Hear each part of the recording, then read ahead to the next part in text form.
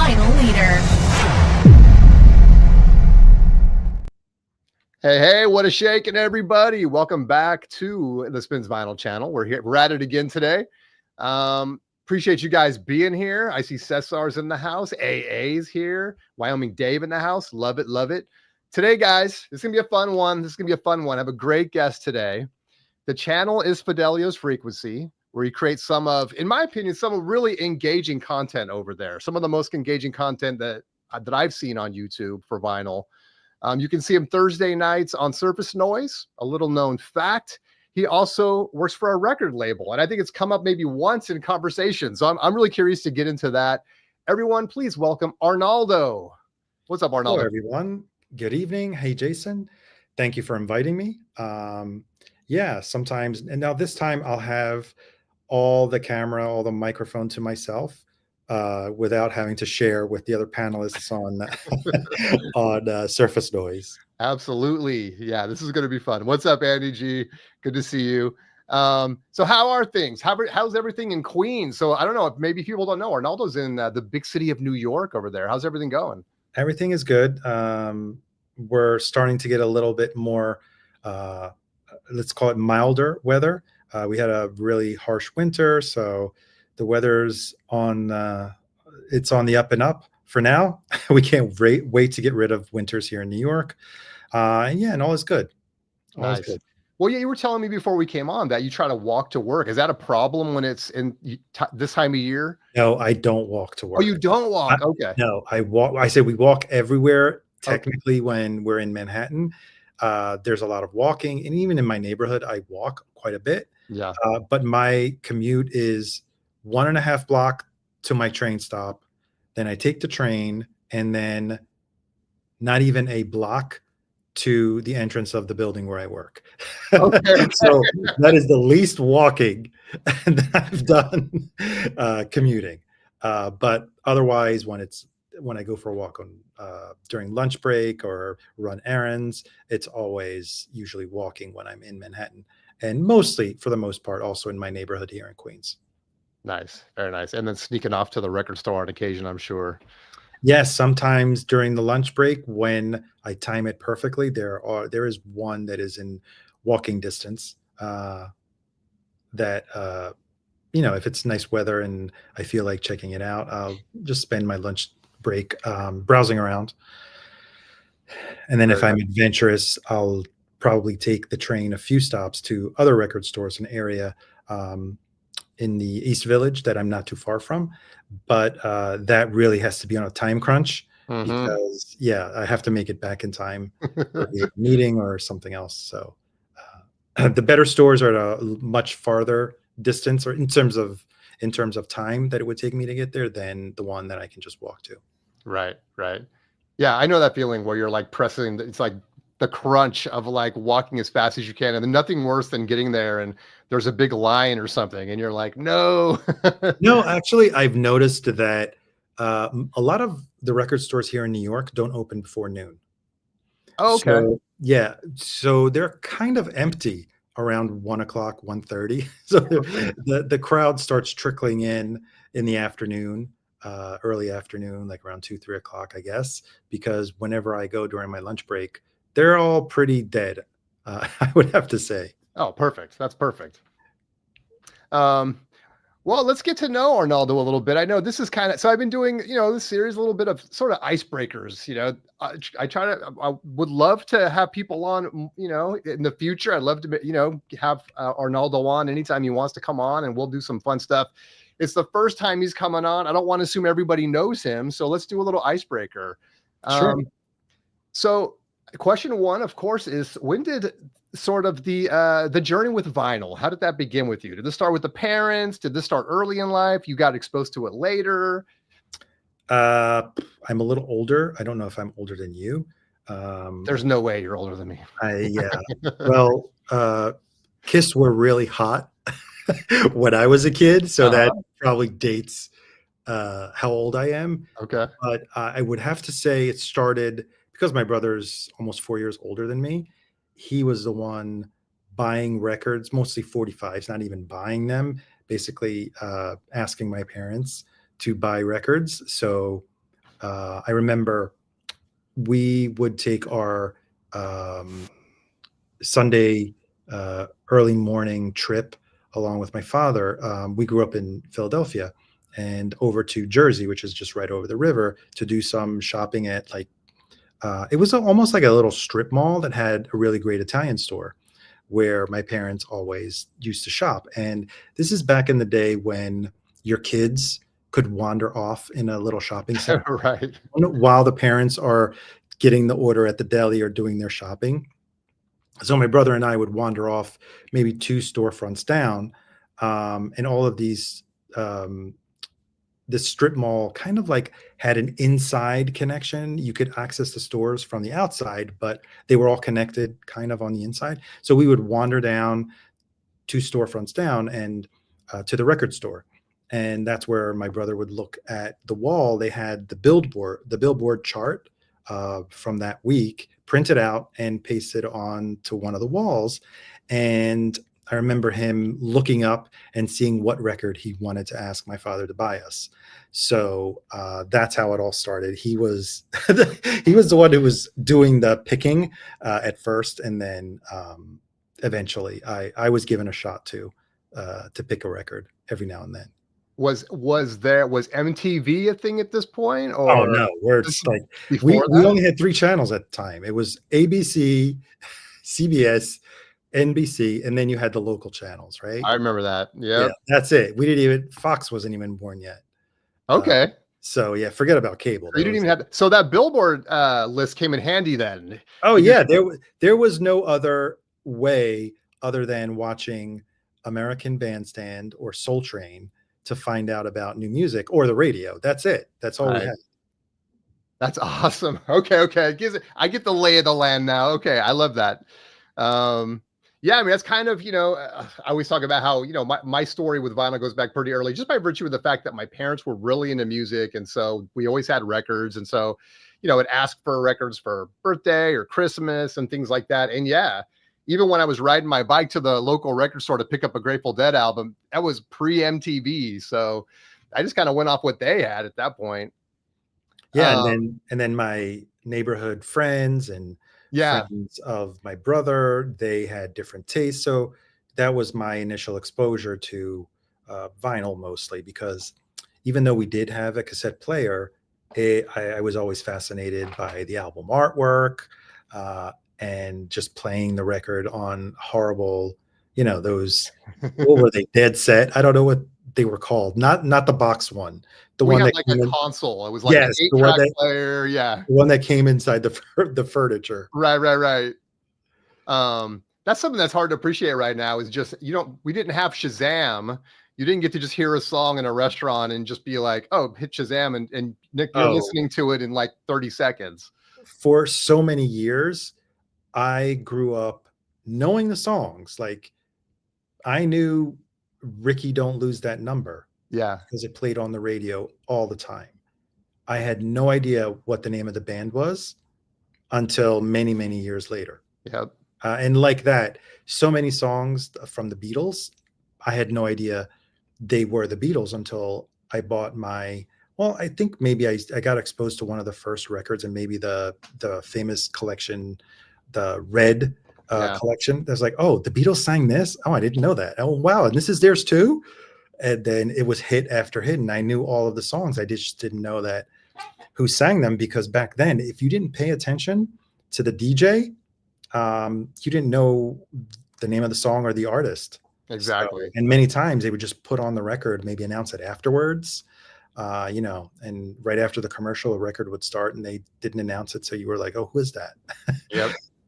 Yeah, I've had that experience so many times. Led Zeppelin was another one where I never made a conscious effort to listen to or buy their records or anything. And I'm like, I need to hear some Led Zeppelin and see what it's all about. And of course I knew half the songs because you'd be played everywhere, all the time. So yeah, that's funny. Groove Seeker says DJs is greater than Shazam. Yeah. Back in the day. So you work in the record industry. That's cool. I know we've touched on this maybe once, but it was a surprise to me. I just didn't know. You work for a record label, right? I do, yes. So not quite a major, but very big. How did Um, that start? So you were already a lover of vinyl, and then was this kind of, did you do something well, else in a I've past I've life? always I've always been not only a lover of vinyl, then of course I got taken by the CD era. So I've always been a lover of music, Yeah. and I've always gravitated or strived to get a job that involved music because that's my passion. That's what motivated me. And I felt that maybe it would make work a bit more palatable. Right. uh, I mean, there's days where it's like, okay, whatever, right? That there's no music involved. There's days that, I don't hear a note of music because I'm so busy. But I am lucky enough to work at a company where it's perfectly okay to have some people that work at like open area spaces, they work with their headphones on, or I have private office so I can play in my office. So it's perfectly acceptable. And I'm very, very fortunate to be able to have a job where I can play music and, you know, it won't bother anyone or no one will ever question. Actually, it's part of my job to listen to music. Really? Yeah, because I'll be asked opinions about records that we're putting out, and I'd like to give an informed opinion about, oh, I think I don't know how that well is going to work, or that really doesn't grab me, or I'm really enthusiastic about this record. We should try, even though I'm not involved in the creative or marketing aspect of the music industry. I'm a finance guy. They value my opinion because they know how passionate I am about music. Yeah. So for me, I'm there because I like music, not because I want to make a career and become, a very important executive or for the money. Most people that work in the music industry don't do it for the money. It's because they love music. Yeah. Is it all vinyl, or tell us a little bit about the label, and Well, or just kind of the, I work for BMG, and yeah, we do. Now we're also doing cassettes. So cassettes are back, CDs, vinyl, do it all, and of course, streaming is king right now. and is it mostly new groups and things? Like if they're asking you to So sample, we have new releases. We have a few new acts, okay. a lot of catalog that we've acquired over the years because BMG started.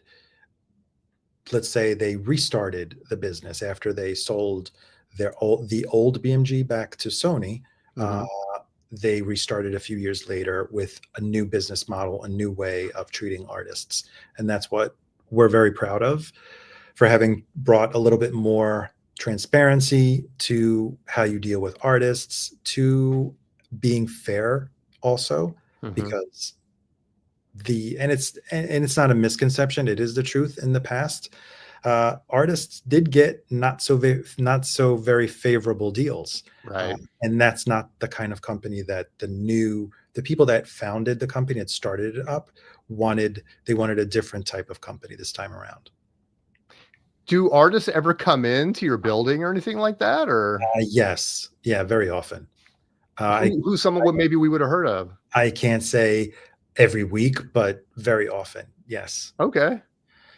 um, Anybody we would know? So many. Well, it's funny because before the pandemic, and I totally forgot that she came to the office with her guitar, and now she's a major country superstar, and that is Lainey Wilson. Not sure if you're familiar with her, but she's pretty I'm big not. now, and she started from nothing. So, and when they told me, it's like, yeah, you don't remember when she came to the office just with her guitar and she sang? I was like, no, I totally didn't remember. But there's so many. Some are gracious enough to do a small performance for the employees. Wow, that's Yeah, cool. there have been some very memorable ones. One of my favorite is when Rufus Wainwright came to the office. He played 4 songs, but very often artists will come and do a small showcase. Um, Wow, that's really cool. Sometimes bigger ones, but most of the times newer artists that are more prone to encourage and excite the employees will come into the office and showcase their songs. Wow, that's really cool. I wasn't expecting you to say that. That's really cool, Yeah, man. I have been fortunate to meet so many, whether in the office or because they were signed to the label. So many amazing artists. Some are my idols, actually. Wow. Do you ever So, get like something signed by them or anything like, or a oh yeah, I photo? have plenty of times, and I'll show Yeah. a few later. But um, yeah, there's sometimes just signed copies are floating around, even though I didn't get to meet the person. Uh, but for promotional reasons, they will sign a batch of records occasionally, and yeah, that's cool to get one. Um, but and most of the time, I'm getting better at it, but sometimes I'm actually quite shy because they're in the office to talk to employees and do a small showcase that I'm a bit shy to even say, "Hey, can you sign my record?" For example, right? Uh, Yeah. I can see that. Yeah, it might be kind of a weird context and you're like, I don't want yeah, to no, bother but you. most of them can tell if you're a real, genuine fan, Yeah. and no one has ever has ever declined, you know. Yeah. But yeah, it's really cool to be able to experience that part in my job. There's times when I'm glad I am not more in the artist contact, uh, Mm, in the sense that people that have to work day to day with artists is not always very fun okay. because they're not perfect, and managers probably even less so. But It's mostly yeah, business at that level. And it seems like, Mostly for me, yeah, I guess, yeah. because I'm not the marketing guy. I'm not the guy that's working the record. I'm just the guy in finance who makes sure that the bills get paid and, you know, and the project runs smoothly. Gotcha. That's really cool. Yeah, just when you know someone's coming in, you just got to rock the t-shirt on that day and just kind of hold the record out. I've never done that, but I have when I have had the heads up, I did bring stuff from home that I wanted signed. Nice. Other times they just happen to be there, and I'm like, oh man. Like for example, I walked in one morning, was as I was walking in, I see Stuart Copeland in the office, Whoa. and That's huge. I totally didn't expect he was going to be in, and I barely had a chance to introduce myself and tell him you're one of my favorite drummers. Yeah, But yeah, and he was really cool with it. But that's he was cool. there literally, probably he had been there probably for a half hour meeting with somebody, and then I caught him in the last 5 minutes that he was there while he was leaving. So I was like, holy cow. Wow. Had I known, Yeah. um, I have this. Please sign this. Here's a poster. Here's a shirt. Here's a record.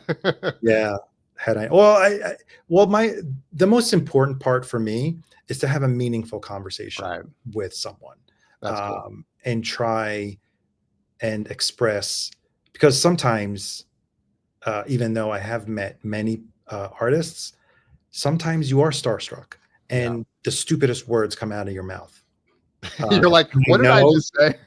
when I know that an artist that I like is going to be in the office, I already prepare what I'm going to say because I do not want to sound Yeah. dumb or lame. But it's the times when you're introduced and they're right there in front of you and you least expect it, Oh, to try and come up with something meaningful to say, um, that can be challenging, even for someone who's seen quite a few, right?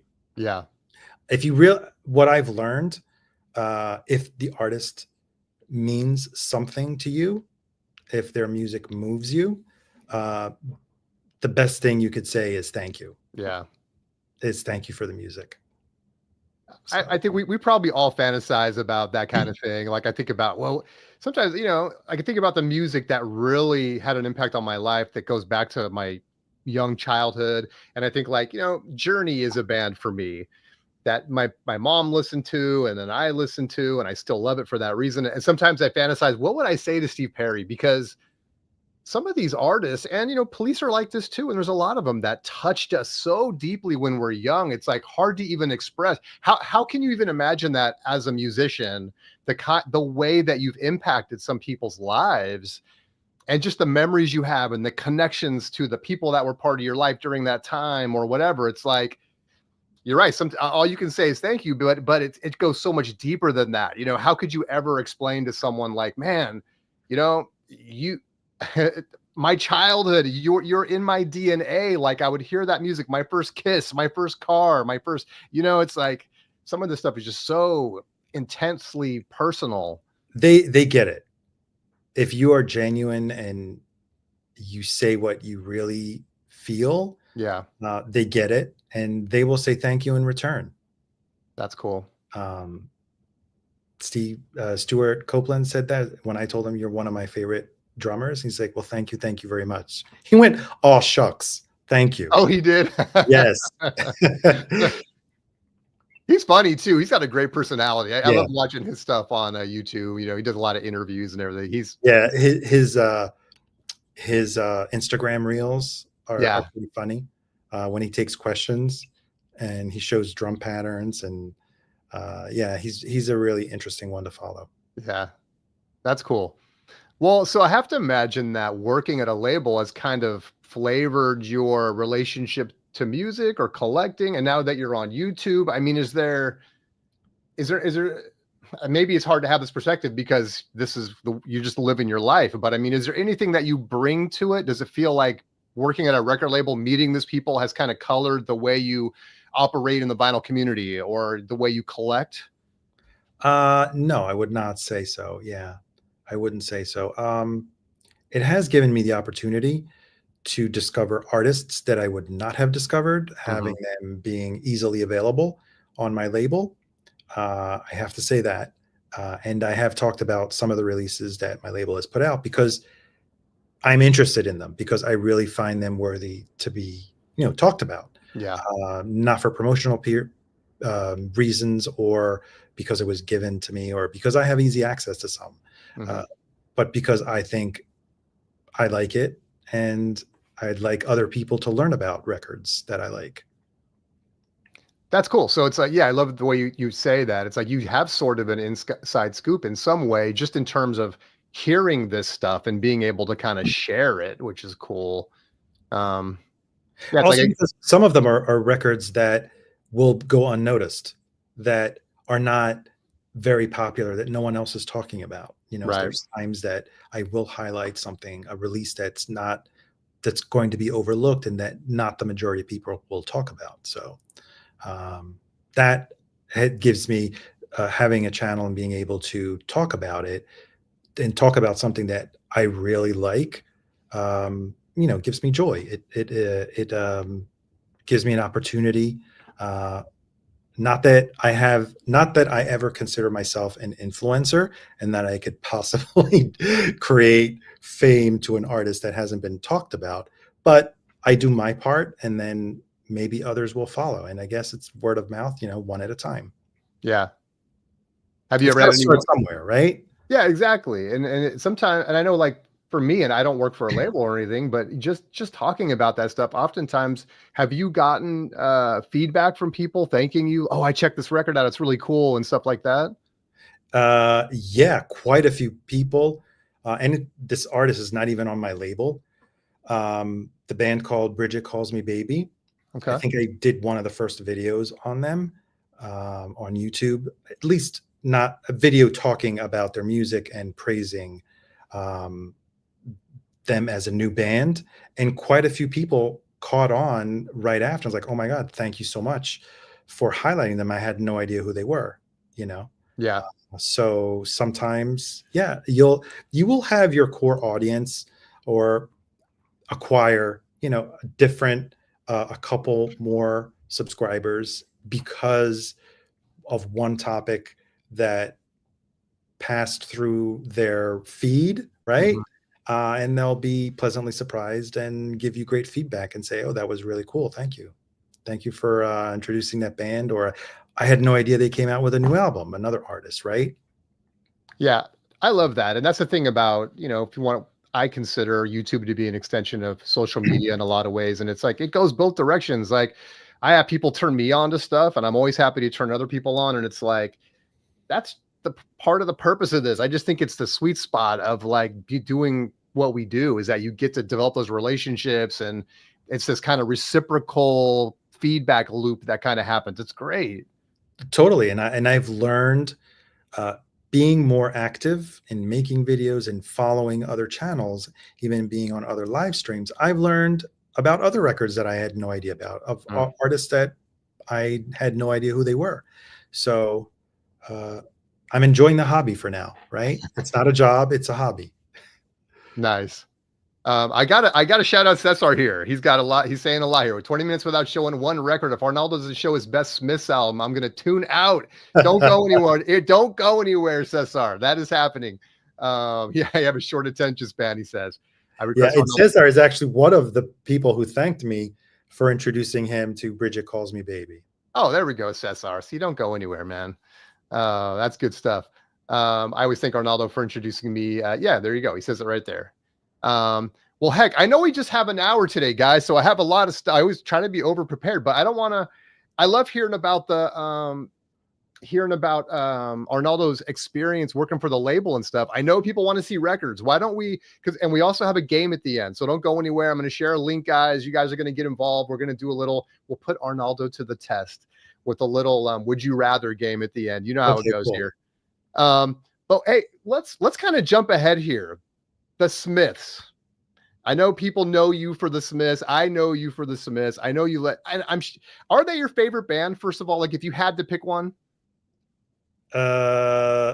They're number 2, equal to David Bowie on the same number 2, because the Beatles are my all-time favorite.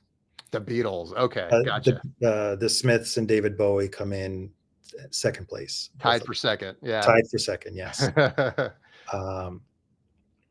So yeah, you mentioned, I go as a Smiths guy in some vinyl circles because of my mini series, I like to call it, on the Smiths, on music of the Smiths, talking a little bit more in depth about their music, their albums, their songs. And because I figured no one's doing it. How is it possible that there's so many that love the Smiths, but there's 10,000 Beatles channels, right? All they do is talk about the Beatles, which is fantastic. And I'm not even going to go there. I have made a few videos on the Beatles, but I figured why not throw some light? Yeah, I'm just a small channel on the music of the Smiths. Probably only people that like the Smiths will tune in, and that's totally fine because it's more of a labor of love for me. Right. And I have a core audience of people, of subscribers that religiously tune in to every Smiths episode. Yes, I eventually gain more and more, but there's that core group of people that are, I think, waiting for the video. I've gotten comments about when's the next one, and this was great. I didn't know about it, so that makes me happy. And I always say that is, as long as I get one comment that says that I did a great job and they learned something about the Smiths watching the video, that makes me happy. Whether it's 200 views or 10,000 views, I'm totally happy. Yeah. With either or, because I already know it's a very niche subject. It won't appeal to everybody. And I just do it for myself at this point. Yeah. So whoever wants to tune in and follow me along the ride is welcome.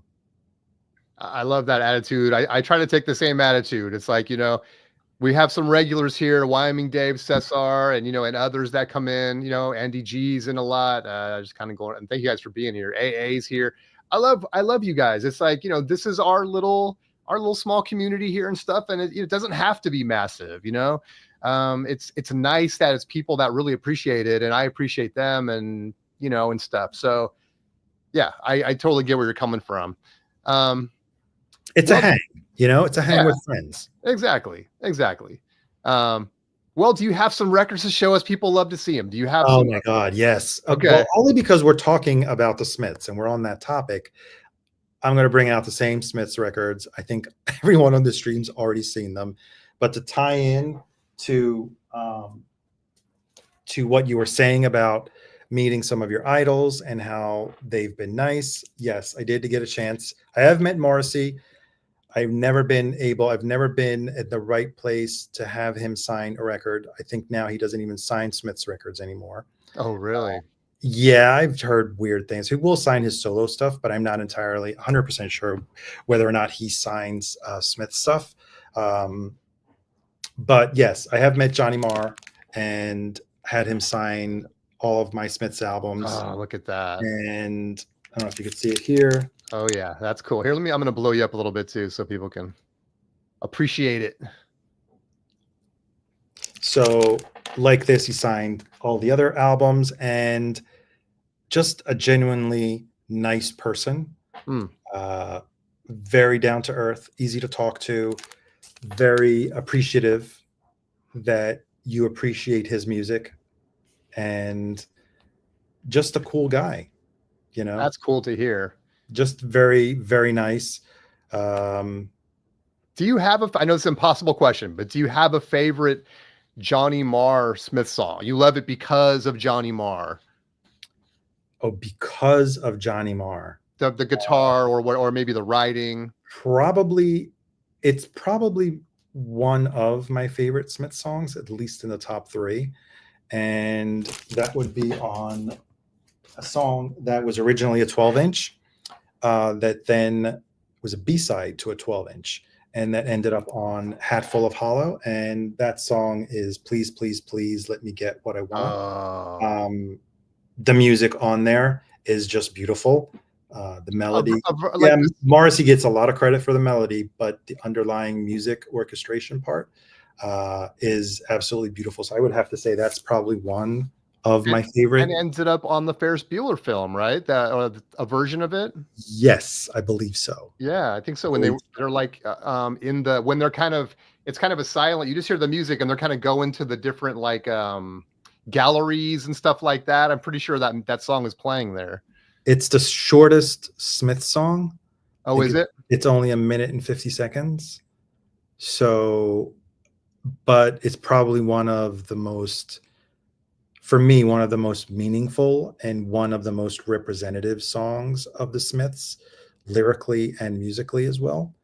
But there's many others, you know. But I would have to say for Johnny Marr's he was the backbone of the Smiths in terms of music, composing the music, but arranging it especially, and producing it as the role of producer. Mm-hmm. So there are so many that I could name, but that's the first one, only because it ranks in my top 3 favorite of the Smiths songs. Can I give you my favorite? I want to see where it falls on your list. I really, especially for Johnny Marr, the guitar is just beautiful. I really love William, It Was Really Nothing. Such a great one, in my opinion. Well, it's funny you mentioned that, because I did a video. I'm not plugging here, but I did a video on what I considered the perfect Smiths record, not the perfect song, not the perfect album. And I picked the 12-inch of William, It Was Really Nothing, because it's a brilliant A-side. And as B-side, it has Please, Please, Please Let Me Get What I Want, the song that I told you, and How Soon Is Now. How Soon Is Now was a B-side. Can you imagine a band that can throw away a song like How Soon Is Now on a B-side? They're probably their most well-known tune, right? Even the mainstream knows about it. For sure. I mean, it was their most popular song in the United States. Probably it is now. And I'm just curious, if you go onto Apple Music or Spotify, usually ranks the most popular songs. Yeah. I'm sure How Soon Is Now, if it's not the most popular in terms of streams, it's probably up there in the top 3. But at the time, while the Smiths were still together, it was probably their most popular song in the United States. Yeah, so it goes. There's a Light That Never Goes Out is actually number 1. Well, yeah, that's actually that's a big hit. But because you're talking worldwide, that is a very memorable and Yeah. song. And are you looking at it now? Yeah, it's Where does How Soon Is Now rank? it's lower than I thought it was going to be. No way. Yeah, because There's a Light That Never Goes Out is leading with 769 million. I'll just give you the quick list, and it's not all organized in order by views, or listens. Oh, it's not. But I can kind of glean from it. So the second one looks like it's This Charming Man. That's strange. It's like almost 6 million. So I don't know. Maybe that was in a movie, or I don't know where people are picking that up. And then There's a Light That Never Goes Out, This Charming Man, Heaven Knows I'm Miserable Now, all ahead of How Soon Is Now. Wow. So interesting. Well, let's look it up on. That's on Spotify. Yeah, let's look it up on Apple Music. We're doing this live.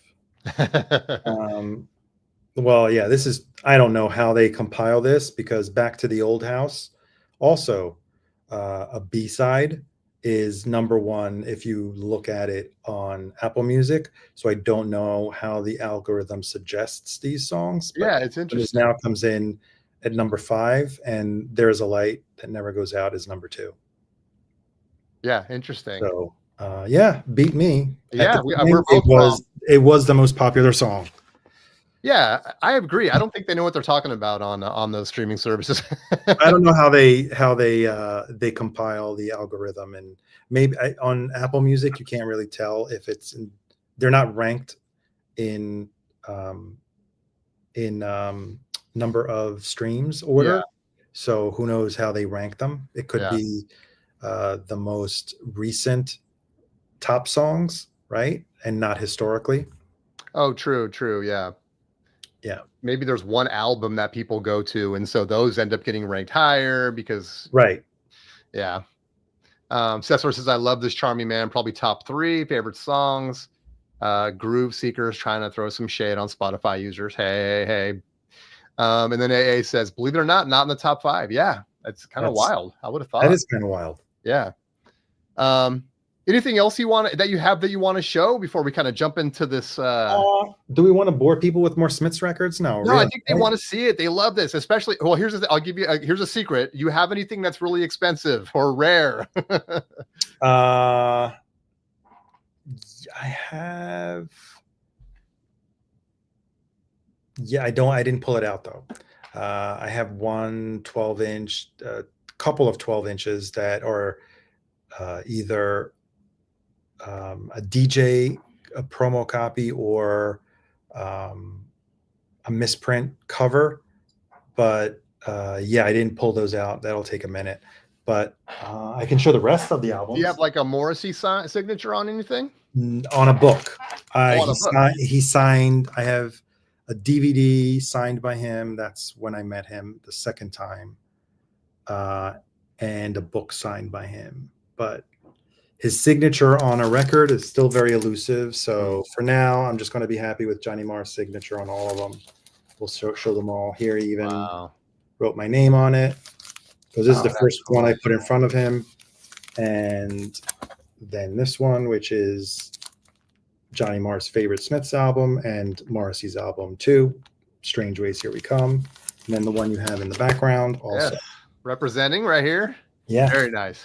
So that's all the show and tell for this one. Let's not bore people with my No, I appreciate that. That's all good stuff. So maybe before we jump into the game, how much do you know about how they, if I'm being honest, like a lot of the stuff that I know about the Smiths, and I've loved the Smiths for decades, going back to the 80s and stuff, but you hear stuff through the grapevine. How did they break up? Do you know? And you don't have to get into, give us the short version. Like what happened? The short version is Johnny Marr wanted to do other things outside of the band. Let's say maybe he wanted to sow his oats a bit. He started playing during an off period from the Smiths. They had already recorded Strange Ways, and he was offered the opportunity to fill in for the guitarist on the Pretenders tour. Oh, okay. So he did that in the summer of spring, summer of 87. Strange Ways came out in September of 87, so it was already recorded and done. So he was just passing time, playing with the Pretenders. There was a little bit of miscommunication. The press didn't help. He may have said something that I need to take a break, something like that, but never to the point where I'm leaving the Smiths. I believe some of the British press twisted some of his words. Morrissey got wind of it, was very offended, then took a stance and started to make quick decisions as if Johnny Marr had left the band. And within 4 months, or I want to say 6 months, because I think Viva Hate came out in March or February or March of 88. So not even 6 months after Strange Ways, Here We Come. So he moved very quickly because he thought he was left out in the cold, Morrissey. So, but in hindsight, I think Johnny Marr just needed a break and play different kind of music and not necessarily want to break up the band. And he was also carrying manager duties, and that was really weighing a lot on him. Whereas Morrissey can sit back, write lyrics, and give interviews. Johnny Marr, because I believe they had fired their manager, was taking on duties of a manager. And he was also the main songwriter and guitar player. Yeah. So it adds up a lot when you're managing the band and you're not left a lot of time for your own personal life, right? So I think it was a perfect storm. And there was later, and Johnny Marr tells a story in his book about there seemed to have been always a desire to reform the Smiths. Then things got really ugly because two of the band members started suing for on being unfairly treated on the share of royalties. And it got really ugly with Morrissey, especially because he did not want to settle. And a whole bunch of other things happened. But there was at one point, believe it was early 2000s, I want to say, or I think it must have been around 2004, 2006. I forget now, but he talked about it in the book where he had a very friendly encounter with Morrissey, and they discussed the possibility of maybe doing something together. And it just never materialized because he never got the call back from Morrissey. That's how he basically said that I never got the call. So I was left thinking that it could happen, but Morrissey had a very, very promising and pretty substantial solo career by that point. Yeah. So that's it. And I don't think it'll ever happen. Well, that was going to be my follow-up is just especially because in light of all the vitriol that has been poured I think Morrissey's the instigator and Johnny Marr is only defending himself and setting the record straight. Yeah. So yeah, they've said not so nice things to each other, not personally, but from what we read on their social media and their official statements, that I don't think it'll ever be possible. Yeah. Yeah, it's too bad, for us, right? The fans, but it's just some of those beefs just linger and it's like, guys, think of the fans, people, think of the fans, right? Well, they look at it this way. The music's there. You want to listen to it? It's true. The records are still there. Yeah. Yep. Fair enough. But speaking as a person who's never had it, I've seen them both separately solo live. I've never seen the Smiths live. So yeah, that would have been fantastic for me. That would be cool. Well, what do you think? You ready for a little game? Let's play this game. Let's do it. All right. So I shared you the link in the private chat. I also dropped it in the chat, guys. I'll drop it again. Grab that link. For those of you that have been here before, you know the deal. Do I have to click on it? Yeah. Click on that link and I haven't started the game yet. So you'll kind of end up in a lobby. Okay. Let me, once I get going here, and I'll share the screen, guys. Let's see. Recent change, restart again. Okay. Okay.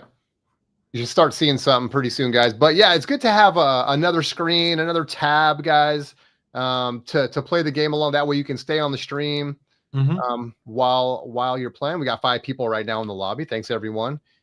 Get in there. Whoever's here, get in there. Cesar, get in there. Groove Seeker. All right. Some people starting to trickle in now. If you guys don't know, the way to get points in this game, and there's a leaderboard, so it's fun. You get to see your name on the leaderboard, is you want to be on the majority side of the answer. I hate telling people that, but it's like, you got to be on the majority side. You'll get more points. And then you got to be quick. So the faster you are, the more points you get. So here we go. All right. We got a fair amount of people here. This is awesome. Okay.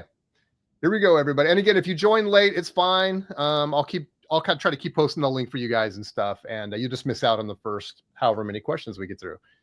All right, here we go. Let me share screen, actually.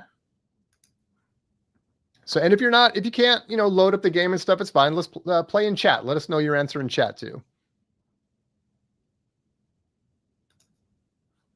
All right, just sharing screen. Boom, there it is. All right, here we go. Again, tells you how to score points. Having an extra screen helps. And here we go. All right, first up, would you rather own every OG Blue Note record ever released or own every OG album from The Smiths, The Cure, and Morrissey? And one thing I was remiss to ask Arnaldo, I know we were kind of pressed for time, but I've been seeing a lot of jazz, that you're sharing on Instagram and stuff. We didn't really get into it, but wow, look at that. Okay, pretty split. 5 people. Which one did you go with? Well, is that a question? What kind of question is that? I know. I'm in the minority, unfortunately. Of course, you want those Smiths, Cure, and Morrissey OGs. Absolutely. Wait, can you give us a quick? Have you always been a fan of jazz, or is this kind of? No, actually, that only started during the pandemic. Okay. Yeah, when I got roped into the VC and watching all these videos and everyone talking about the brilliant reissues by Blue Note and Tone Poet and all the other ones, I started getting interested into jazz. I had some jazz records. Of course, everyone starts off with Kind of Blue, but yeah, I've learned a lot in the last 5 years. I'm still learning, so it's a journey. It is a rabbit hole, just like any other, right? It's so many different ways to go, and once you start following one artist, I'm starting to develop the taste on what I like. Nice. So I sampled quite a bit, and now I know what I like and what I don't like. Very cool. That's awesome. All right. So majority did say Blue Note, but it was pretty split. All right. Here's your leaderboard. AA, Deshaun, and John in the top 3. And next up, would you rather get free Vinyl Me Please records for life, but never be able to sell or trade them, or have store credit equal to the subscription fee to spend at your favorite local shop? Again, we didn't get into it, but another thing I noticed on your channel is it seems like you review or talk about a lot of Vinyl Me Please pressings, or did in the past. I did in the past while I was a subscriber. I think I used to do every month the records of the month that I was getting. But I have not done them since I canceled the subscription back in October, I want to say. So part of the past. And that's a whole can of worms we won't get into. Yeah. But I've praised and I've criticized. Yeah. Very honestly on, both sides. So gotcha. Fair enough. I mean, yeah, you just got to be honest, right? That's all you can do. Everybody, I know what you picked because it was unanimous. Everyone wants that store credit. Okay. AA, Deshaun, and Andy. So does Stereo right there with John. Next up, would you rather have a first pressing of Fleetwood Mac Rumor signed by the whole band, or have a pristine UK first pressing of The Smiths, The Queen Is Dead signed by the band? I don't know. Maybe people think this is an easy one, but you're a fan of Fleetwood Mac Rumors. Am I wrong there? Yeah, absolutely. Okay. I don't know how many different pressings I have of it, but for sure. Well, which one would you have to have in this case? Oh, definitely. Well, I got one signature on My Queen Is Dead, so I'm missing another 2 because sadly Andy Rourke died. But and it's a funny thing on the latest video that I did, in the series about the 40th anniversary of Mita's murder. When I posted it in one of the Smiths forums, I got a like by Mike Joyce, who Oh, is that's the cool. drummer. Yeah. So I was like, what? Ooh, walking on a cloud that day. Yeah. That's cool. Probably Okay. the least popular in terms of he's the bad guy. Someone like me He's would not know that. the bad guy who sued Morrissey. So Oh, really? Okay, I'm gonna end the round, guys. We got to kind of roll on these, but we got 6 saying the Smiths and 2 for Fleetwood Mac, showing some love for Rumors. Nice. Ooh, well, there's Arnaldo. He's climbing up the charts. Okay, would you rather reissue an entire out of print artist catalog on colored wax? Got to be on colored wax, or be able to press one record of your choice on vinyl exactly how you want it, the mastering, the jacket.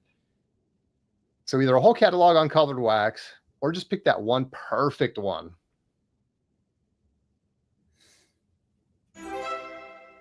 Oh, I'm guessing you sided with the majority on this one. yes, I did. All right, we'll keep rolling because the clock is ticking. Deshaun, AA, Stereo, Arnaldo, right there. Zerto. All right, would you rather own an original master tape of a Blue Note classic or own a one-of-a-kind test pressing of your favorite 80s album? Tap Records going for the entire catalog. What'd you say, Arnaldo? What would I do with the original master tape if I don't have what do you call the players? Like an 8-track, whatever however many track, 2-track, Yeah, whatever these or are. whatever, the appropriate equipment to play the master tape. Right, that's true. It'd be most like a collectible, I guess. Right. So yeah, well, that was pretty split actually. 5 people going for the test pressing of an 80s record. Their favorite 80s record. Ooh, Soda Stereo. Look at that. Not messing around. I think that's all right. All right. Would you rather be in the room when Johnny Marr writes and records How Soon Is Now, or go back in time to witness the Beatles recording Abbey Road? Okay, this has got to be one you have to think about here, I imagine. I'm not even going to think about it. Oh, just going with his gut. No, there's no question. I told you the Beatles are my favorite band. And just a glimpse of what we saw on Abbey Road or Get Back documentary. Get Back, right? Get Back. Yeah, it was just mind blowing. So yes. Very nice. Yep, most people are with you on that one. All right, there's our leaderboard, guys. Would you rather have a flawless record collection but never go to a live show again, or unlimited free concert access but no record collection? So are you a record guy or are you a live music guy? That's kind of the question here. Where do you fall on this one, Arnaldo? Oh, the record guy. The record guy. I gotcha. DJ says, come on, too easy. Abbey Road, of course. Tap Records going for the record collection. All right, we're gonna keep it moving, guys. Here we go. Let's see what you guys pick. 7, flawless record collection, never go to a live show, but 2 would do the live show instead. Oh, Arnaldo right there in 3rd place. Would you rather see Fleetwood Mac in 1977 after their Rumors release, or see The Cure in 1989 for their Disintegration tour? Well, I already saw The Cure on the 1989 Disintegration tour. I did too. That's cool. I'm going with Fleetwood Mac. Boom. Okay, 6 people say Fleetwood Mac. Oh, that's cool. Where'd you see him? Was it in New York? No, I saw them in Italy, actually. Oh, wow. That's cool. I was living in Italy at the time. That's really cool. Yeah, I saw him in California for the Disintegration tour. Very cool. Deshaun now breaking 1,000. Would you rather be have backstage passes to any Fleetwood Mac reunion, or to a Fleetwood Mac reunion, I guess, or have front row seats at a secret Kiss club show? A secret club show. I'm a huge Kiss fan, but I can't. If they don't have the pyrotechnics, the levitating drum set, you take all that out. Yeah. What are you seeing? It's just not the same. Not the same. Okay, that's funny. Well, the majority agrees. Fleetwood Mac. Woo. Arnaldo holding on to that third spot. I am. Barely. Okay, would you rather see the Beatles play their final rooftop concert in 69 or attend, is that six? I guess that's 69, or attend Live Aid in 1985? Wow, that's a tough one. 69 rooftop concert, guys. Beatles rooftop or I Live gotta say Aid? 69 rooftop concert. Everyone said that. Okay, that's cool. Yeah, of course, the Live Aid, you had David Bowie, Elvis Costello, Elton John, Howard Jones, Queen, Sade, what goes Paul on and on. McCartney was there too. So Yeah, but everyone wants to go back to the 69. All right. Arnaldo bumped, but still in it. Yeah, I don't know how they're getting ahead of me. Would you rather see the Smiths reunite for one show but never be able to tell anyone about it, or personally interview Johnny Marr on stage in front of a crowd? So, like, I don't know, before or after a show or something. Oh, probably be able to witness and not never tell anyone about it. For sure. Smiths? Okay. Yeah. Got to see them reunite. Wow, look at that. Unanimous. Well, maybe these questions aren't that great. Everyone's on one side on a lot of these. They're obvious. All right, here we go. Would you rather be able to make one final decision about every Vinyl Me Please pressing, which could maybe elevate them again, resurrect them, the label? Not that I don't want to make any assumptions, or have a direct line to Robert Smith to settle music debates?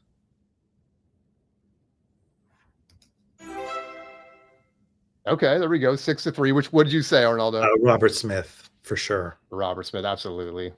Vinyl Me Please is a lost cause at this point. Tap Record said VMP, but yeah. All right, Arnaldo, we got a couple more. We got to. I know. There's like oh, this is the last one, actually. Oh, I didn't know that. The faster you answer, it's the faster you answer. Would you rather be the told me that? I thought I mentioned that. I'm sorry. No, I forgot. I missed it. Would you rather be the final authority on album remastering, or personally oversee every vinyl pressing plant quality control? This is basically about, would you be a remaster? Would you want to be there for the remastering or the quality control? Remastering. You said remastering? Yeah. Well, you definitely picked the, you were on the right side of the vote about every single time. So that's good. Tap Record says remastering. Okay, here's the final leaderboard. I'm sorry, Arnaldo. I thought I mentioned that. It's okay. It's okay. Because I was flipping between the stream screen and I was flipping back to the question. So I was wasting time. Yeah. So it's okay. It's all good. We'll get them next time. We're all winners, right? What's that? We're all winners. Everyone's a winner. Absolutely. So yeah, Soda Stereo right there, boys. Soda Stereo.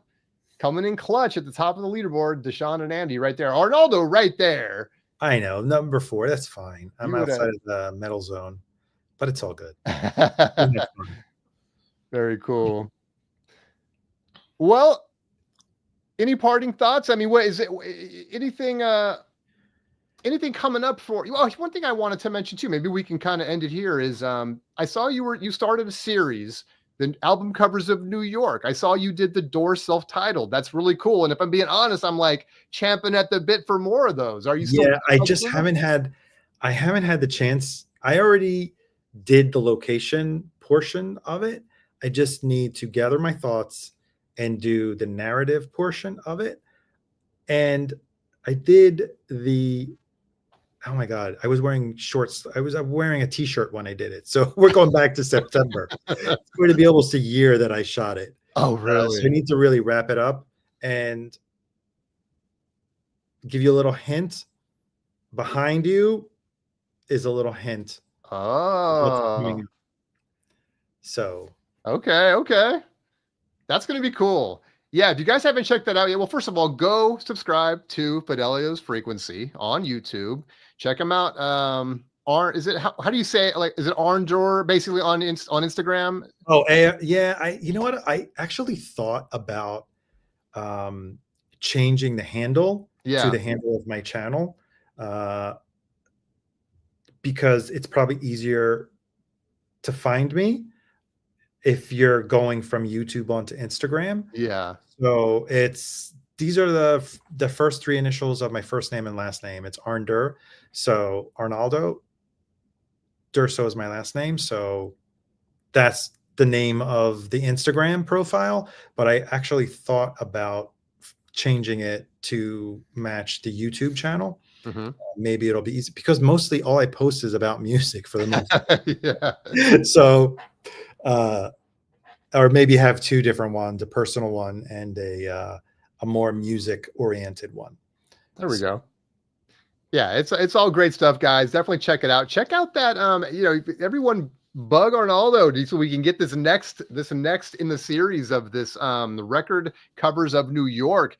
The first one is on the doors. You got to check it out. It's really well done, Arnaldo. I thought it was thank super you. cool. Thank you. The hoops I had to jump through I bet. to get in there. Yes. Yeah, you kind of mentioned it in the video, like you had to like It, reserve it somehow no, or unless you know someone who lives there, and I don't. It's a closed community. There's a gate. yeah. So Oh, it wasn't the first album. That's right. It was a strange day. it was Strange Days. Yeah. Strange Days. Right, right, Strange right. Days. So yeah, that was a bit of a challenge. The other ones are probably a lot more accessible, Yeah. but that one I wanted to start with that one because it's so not New York, and most people don't know that it was an area of New York. Since I've known that album cover, I want to say for many, many years until I moved to New York, I thought that was somewhere on the West Coast. Oh, really? Okay. Knowing that the It would make Doors sense, right? are a Yeah. West Coast band, it doesn't look like New York. It could have been a village in England Mhm. because it's so unique that it's really an odd place to find in New York City. So I figured that would be uh, very interesting to let people know that it was shot in New York for people who didn't know that. So Yeah, gotcha. What does the name of Arnaldo's channel mean? Says Group Seeker. um, You know? Fidelio is originally, it comes from my very first Gmail account, and we're going back to pre 2000 when Gmail first started, and I had to pick a name, and Fidelio is the password that is used in Eyes Wide Shut. Oh, really? So that struck a chord with me. The password to get into the private sex party or whatever Tom Cruise has to go to. I was really taken, and that's the name of an opera. Fidelio is also the name of an opera, I believe. Classical people are going to hate me. It's not Beethoven. I forgot who it is, but it's the name of a famous opera. And some people think that that's what I'm referring to, but it's mostly comes from my first Gmail account, which comes from the password for in Eyes Wide Shut. It's like this game of Inception, the way it's kind of buried in multiple layers. You got it right. It is Beethoven, Fidelio. Oh, it is. Who said that? Who confirmed? Oh, I just looked it up. Oh, you looked it up? Okay, Yeah. yeah. So, and frequency was just a hint from how to start off the introduction to every video. And that was my partner who suggested that part of the name of the channel. Very cool. Yeah. Very cool. Unfortunately, I had to spell it in a way. I remember, forgot what it was. I think you can't put a space. I don't remember why I had to put the underscore there. Anyway, it was a technical reason why I had to insert the underscore because it had the apostrophe, and yeah. I would say you even got the apostrophe in there. That's cool. I don't remember if you type the handle, is it with, I think it's without the apostrophe. I think you can't have the apostrophe, but you can have the space. Yeah, you have it in your right. Okay, so there you go. You do have it in your name, but it's not in the handle. Correct. Yeah, I think it doesn't allow you to put one in. Right. And you probably don't get a space either, so then you got to use. Yeah, I don't know. Then I had to like artificially make it different. So, so that's it. That's the secret. Well, there you go, guys. I don't think I've ever said it in any of my videos, but I have mentioned it on other streams when people have asked me. Yeah. So now very cool. There you go, Group Seeker and everyone. Tap Yeah. Record says dope name. Well, cool, man. This was really fun. Thanks for coming on. I really had fun. This was Thanks for having me. It was really nice to be the focus and not, because I usually am in the panel. So it was really cool. Thank you for highlighting my channel. Thank you for giving voice to a little bit of my background, which I don't always share on my videos when I make them. And yeah, we just pushed the Smiths a little bit more if they needed it. So thanks for that too. Absolutely. Yeah, so Well, it's cool it just was a getting a pleasure. chat. It was fun to play. Had I known, I would have been the quick guy. And Well, it's we got quicker. you back now. You climbed Yeah, I those know. ranks.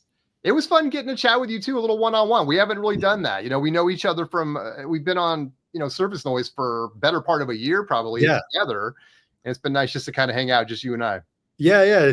Yeah, because I may seem that I monopolize sometimes the stream for lack of other contributions from some panelists, but I don't like to I like to give everyone their spotlight too. So Yeah, that's why probably you haven't heard a lot of this in the background in other streams. So yeah, gotcha. Yeah, it's a whole juggling act being on a stream with, 4 or 5 people. So yeah, yeah, exactly. And the last thing anyone wants is when we're amongst friends to be talking on top of each other. So yeah, that's cool.